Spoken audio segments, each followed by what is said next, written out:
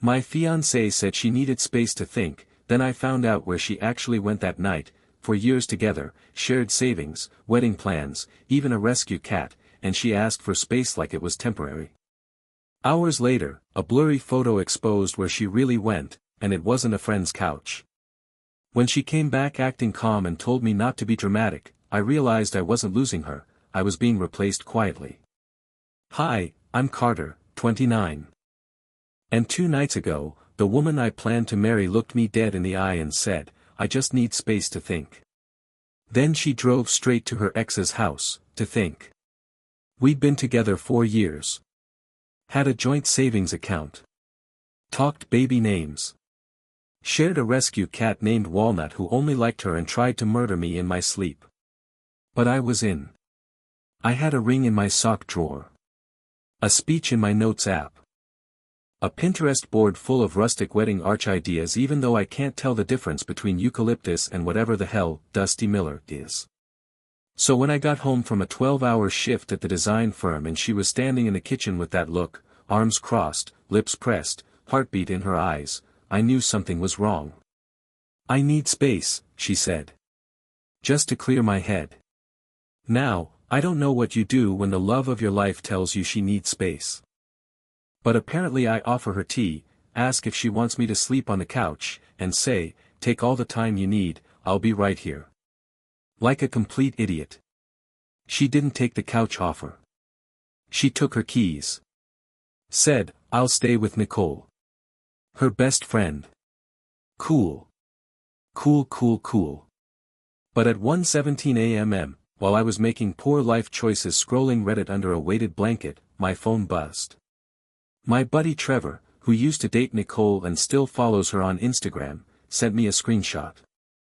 A story post. It was blurry. Dark. But you could clearly see my girlfriend, sorry, fiancée, on a patio I recognized. Fire pit. String lights. His house. Her ex. The one who used to text at 2 a.m., saying, hope you're good, while we were already dating. The one she swore was just a friend she never really got closure with. I thought she was staying at Nicole's. Trevor texted. Yeah, I typed back, me too. I didn't sleep that night. Not a wink.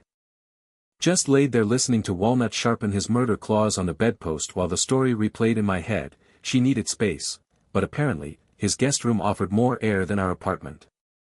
The next morning, she came back. Calm. Casual. Smelled like cologne that wasn't mine. I didn't yell. I didn't throw things. I just asked, you get the clarity you needed? She blinked. Then had the audacity to say, don't be dramatic. And that's when something in me cracked, not loudly, but like a frozen lake shifting under your feet. Okay, I said. Then I need space too. She didn't expect that. What do you mean? She asked. I mean I'll be staying at my buddy Jake's, I said, grabbing my bag. You can think all you want. Just do it without using me as the safety net. She opened her mouth, but I was already at the door. For the first time in 4 years, I didn't stop to make sure she was okay. Because suddenly, I wasn't sure I was. Jake's place smelled like protein powder and old victories. He lives in a downtown loft above a CrossFit gym, which sounds cooler than it is. His idea of a guest bed is a couch that folds out into a medieval torture device, but it didn't matter. I wasn't there for luxury. I was there to breathe. Dude, he said, handing me a beer at 10 a.m., tell me everything. So I did. The whole thing. From the, I need space, speech to the Instagram betrayal to the look on her face when I dared to have boundaries. Jake winced hard around the time I got to, fire pit. That was the part that stung the most. It wasn't just that she went to her ex's house, it's that she went there to be comfortable. Like we didn't matter. Like I was some break room between the past and whatever she thought she might want next. I hate to say it, Jake said, but she's got one foot out and the other in his lap. I laughed. It wasn't funny, but it helped. The next few days were weirdly quiet. I turned off my read receipts. Ignored the shared calendar reminders. Let Walnut live his best cat villain life in the apartment alone. I figured she'd reach out. She always did. I was the rock.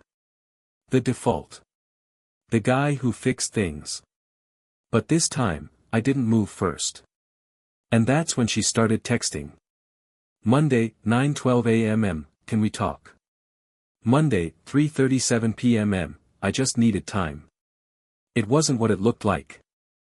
Monday, 7:44 p.m. I'm sorry I didn't tell you where I was. I didn't want to fight. No mention of him.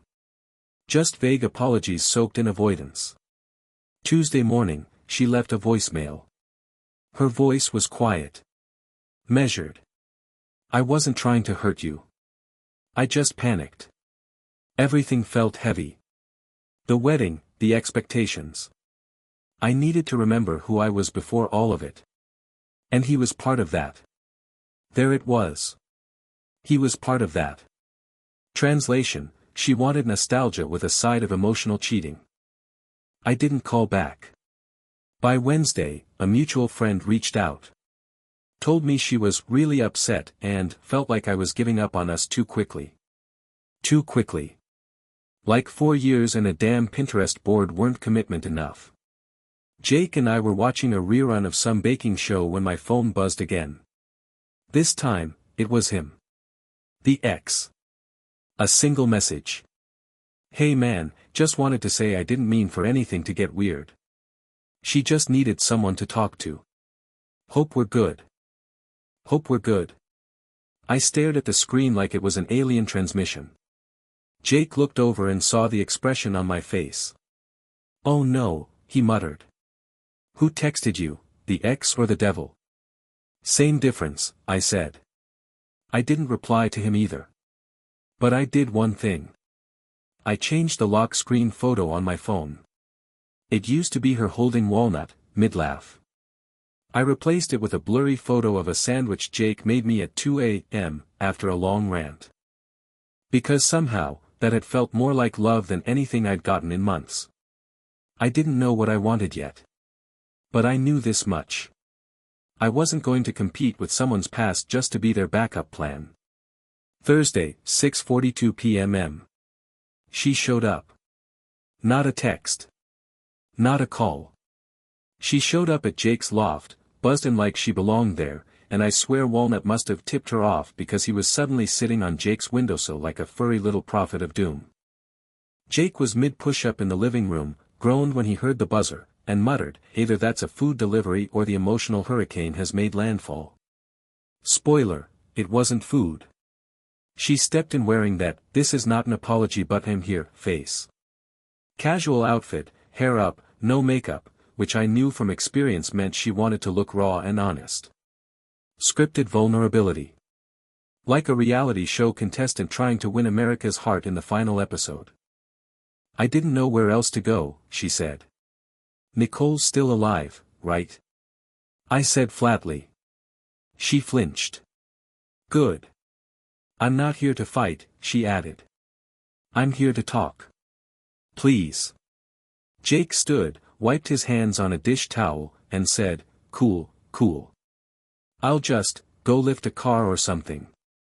Then disappeared like the legend he is. She sat on the arm of the couch, my sanctuary, and started talking. I listened. For 14 minutes straight, I listened. About how she felt lost. About how wedding planning made her feel like she was performing someone else's life. About how seeing her ex made her realize what she didn't want but also confused what she might want. I didn't sleep with him, she said quickly. We talked. I cried. That's it. I nodded. Not because I believed her, because I was too tired to argue about technicalities. You were always so solid, she whispered. I guess I needed to fall apart somewhere. Somewhere. So I'm a somewhere now? I asked. Not a person. She looked down. No answer. Just the silent guilt of someone who got caught holding scissors next to a heart-shaped balloon. And then she said it. The line I didn't see coming. I think we should go to couples therapy. I laughed. Not the cruel kind. The broken, half-sane kind that sounds like a guy watching a comedy in a burning room. You want therapy now? I want us back, she said. I stood, paced. My brain lit up like a crime scene. All the moments I'd talked her down from spirals, proofread her grad school essays, left work early to bring her soup when she had a 99.1 fever. All the times I carried the relationship like a waiter with a full tray, careful, steady, ignored. And now she wanted to fix it. After driving straight into emotional infidelity and parking in his driveway. Therapy, I repeated. You want us to spend $200 a week so someone can professionally watch you justify running back to your ex? She didn't say anything. I don't want therapy, I said. I want respect. And you're 6 months late with it. She stood up, flustered. So that's it? You're just walking away? No, I said. I'm not walking. I'm leaving. There's a difference. And that's when she cried. Full-blown tears. Whispered my name like it was a lifeline. But here's the thing, sometimes the person who breaks you also taught you how to survive it. She taught me that love without honesty is just stage lighting, it looks warm, but it doesn't heat a damn thing. So I handed her Walnut's little fish toy, the one he'd been hissing at me about for days. He missed you, I said. Take care of him. She held the toy like it might bite her. I walked her to the door. And when she turned around one last time to say something, anything, I just nodded and shut it gently behind her. I didn't lock it. Didn't need to. She wasn't coming back as the same person. And I wasn't waiting. Friday morning. 7:03 a.m. Jake found me sitting on the fire escape eating a granola bar like it was a victory cigar. She gone? He asked. Gone, I nodded. Took Walnut too. He raised an eyebrow. You gave her the cat. I gave her the cat, I confirmed. Damn, he said. You're serious. I was. More serious than I've been about anything in a long time. There's a strange kind of peace that comes after the emotional apocalypse. Like walking through the ruins and realizing, yeah, the house is gone, but so are the termites. I took that day off. First personal day I'd used all year. And instead of wallowing, I made a list. Not of what I lost. But of what I refuse to carry anymore. People who use you as their cushion and call it connection. Apologies with expiration dates. Relationships where you're the therapist, the cheerleader, and the financial planner but never the person. Cats who plot your death in your sleep. Okay, maybe just Walnut.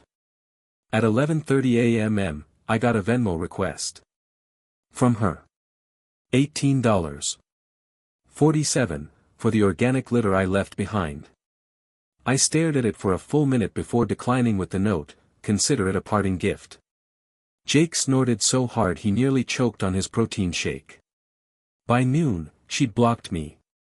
Instagram, phone, even Spotify. Didn't know that was possible, but apparently heartbreak makes you creative. I felt nothing. Well, not nothing. I felt the start of something different. Not revenge. Not rebound. Just, release. That afternoon, I finally told my mom. I'd avoided it all week, because my mother is 87% hope and 13% gossip. But when I said, the wedding's off, she didn't ask why. She just said, I love you. Also, I never liked her bangs. That night, Jake and I went to a dive bar with one goal, reclaim at least one memory from this mess. I'd proposed to her in this bar. Table near the back. After karaoke. Yeah. Karaoke. Should I be here? I asked, staring at the stage. Dude, Jake said, this is your bar now. You get to repaint the memory. So I got up there. Microphone in hand.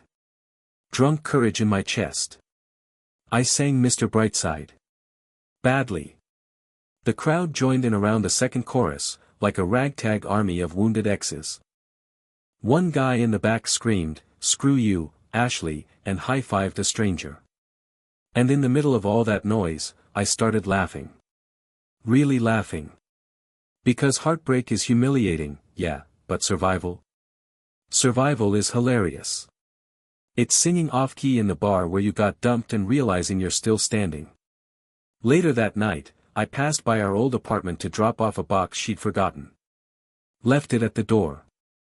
No note. Just the box. Inside was a book she loved. A hoodie I didn't. A tiny photo strip of us from a fair, years ago. I didn't rip it up. Didn't set it on fire. Just let it go. On the way back, my phone buzzed. An old friend from college. Sam. Hey, heard you're single now. Want to grab coffee? I owe you a cinnamon scone from 2018. I stared at the message. Smiled. Didn't say yes. Didn't say no. Just typed.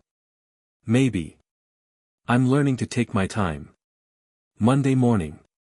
My apartment lease was up in 2 months. I stood in Jake's kitchen, stirring instant oatmeal like it was a metaphor for my life, bland, hot, and trying to not stick to the sides. You gonna stay here forever? Jake asked, biting into toast like a man without consequences. No, I said. I've had enough of protein shake fumes and motivational wall decals. You don't like my grind now, glory later poster. I think your poster tried to fight me in my sleep. The truth was, the apartment I'd shared with her didn't feel like mine anymore. It felt like a haunted museum exhibit. Here lies the couch where Carter believed in a future. Here's the bookshelf where trust used to live. I needed a clean break. Not just from her, but from the version of me who thought love meant holding the door open and letting yourself get walked through. So I started looking. Not just for an apartment. For me. My version. The Carter that existed before I became half of an almost. I went back to my old gym. The one I stopped going to when she said it felt like I was escaping us every time I went. I reconnected with my sister, who had predicted this breakup like a groundhog predicts winter and never once said, "I told you so." Instead, she said, "Let's get tacos and talk trash." We got tacos. We talked a lot of trash.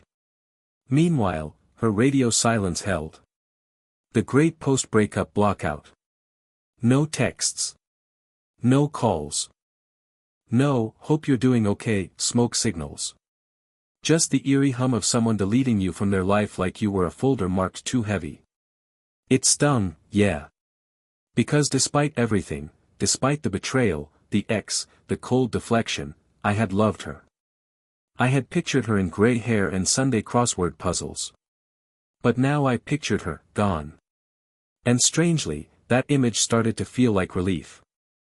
Then, just when I thought we'd finally reached a respectful distance, the universe, in its infinite comedy, pulled one last punch. She sent me a wedding invite. Hers. I swear to God, it came by mail. Paper mail.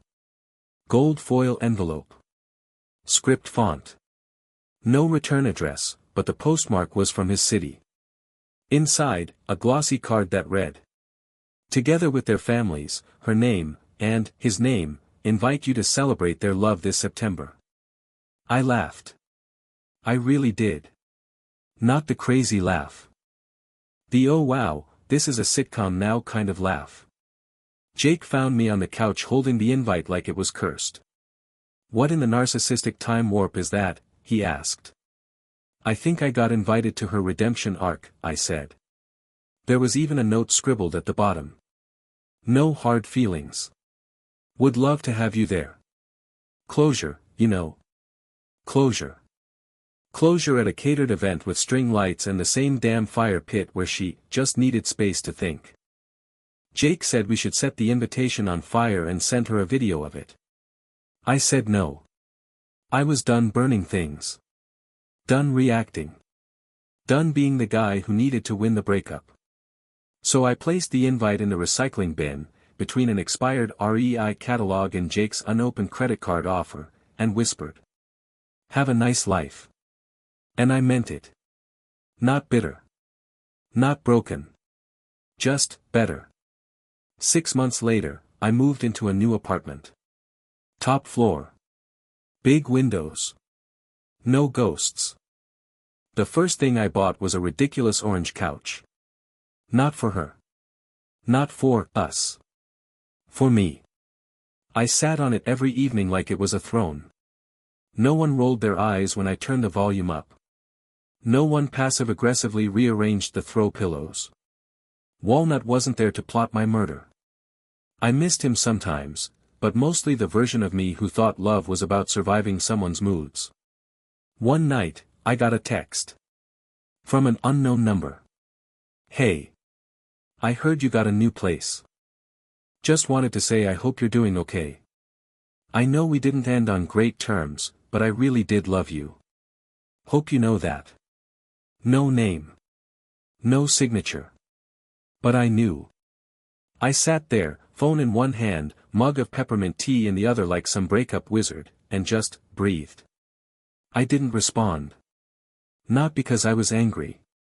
Because I was finally done performing closure for people who treat apologies like smoke bombs. That weekend, I took a solo trip. Just me, a rented cabin by a lake, and a Kindle full of books I kept saying I'd read. The silence felt new. Not lonely. Available. I journaled. Ate junk food. Took long walks where I actually looked at the trees instead of my phone. There was no healing montage. No sunrise epiphany. Just small things stacking up into peace. Then I got a text from Sam. Remember Sam? Cinnamon Scone, 2018. Still up for that coffee? I stared at it. And for the first time in a long time, I didn't hesitate. I just typed back. Sure. As long as you're not secretly engaged to your ex. She replied with a laughing emoji and said, fair. 3 p.m. Friday. I showed up. And it was easy. Not magical, not movie scene perfect, just easy. She asked questions. Laughed at my worst jokes. We talked about terrible exes, weird tattoos, and the absolute scam that is airport bagels. At the end, she said, "This was nice. You seemed light." And I realized I was lighter. Not because I lost her, but because I stopped dragging around the weight of who I thought I had to be in order to be loved. I walked home that night, no fireworks, no slow-motion moment, just the kind of quiet that settles in your bones when you finally let go of the story you were never meant to carry. Here's what I learned. Sometimes, I need space to think is code for, I need a soft place to land until I find what I really want. And sometimes, walking away is the most loving thing you'll ever do for yourself. I wasn't the villain in her story. I was just the character who finally realized he deserved his own plot. And let me tell you. It's a hell of a story.